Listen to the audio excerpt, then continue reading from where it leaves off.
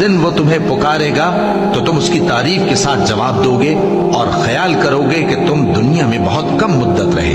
اور میرے بندوں سے کہہ دو کہ لوگوں سے ایسی باتیں کہا کریں جو بہت پسندیدہ ہوں، کیونکہ شیطان بری باتوں سے ان میں فساد ڈلوا دیتا ہے.